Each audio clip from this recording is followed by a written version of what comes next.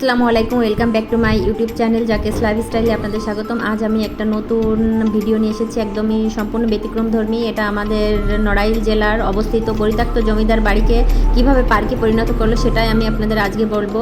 এটা 1934 সালে চিত্রা নদীর পাড়ে হাটবাড়িয়া এলাকার জমিদার রামরতন রায় বিনোদনের জন্য প্রায় 30 একর জমির উপর একটি বাগান বাড়ি তৈরি করেন। 1951 সালে জমিদারি প্রথা উচ্ছেদ হলে জমিদারির বংশধর এদেশ থেকে ত্যাগ করে রেখে যান তাদের স্মৃতি বিজড়িত স্থান, আর সেইখানেই গড়ে উঠেছে বর্তমানে ডিসি পার্ক। এখানে অনেক সুন্দর একটা জায়গা, চিত্রা নদীর পাড়ে অনেক মানুষ এখানে আসে ঘুরতে। নড়াইলের বাইরে থেকে যারা আসবেন অবশ্যই একবার হলেও আমাদের এই ডিসি পার্কটা অবশ্যই ঘুরে যাবেন।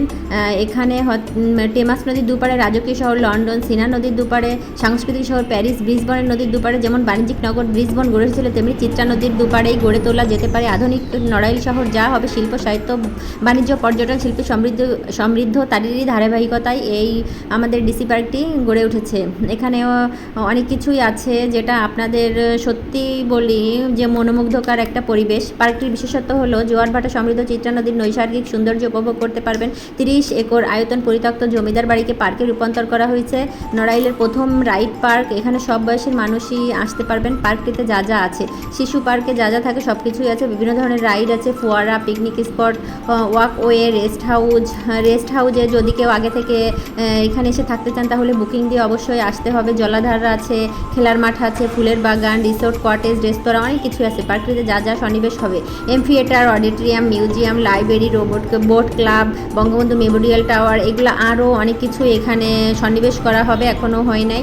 পার্কের ভ্রমণের সময়সূচি হচ্ছে রবিবার ব্যতীত প্রতিদিন সকাল 9টা হতে সন্ধ্যা 6টা পর্যন্ত। এখানে ঢুকতে কোনো টাকা লাগে না, একদমই ফ্রিভাবে এখানে ঢুকতে পারবেন। চিত্রা নদীর পাড়ে আধুনিক ঘাটসহ বিনোদনের নানা উপকরণের ব্যবস্থা আছে।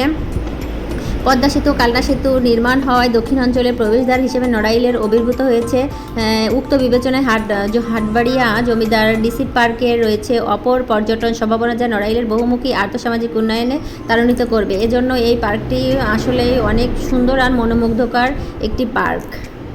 এখানে ঢুকতে আসলে কোনো টাকাই লাগে না, আপনারা যে কোনো বয়সের মানুষ যে কোনো সময় এখানে আসতে পারেন।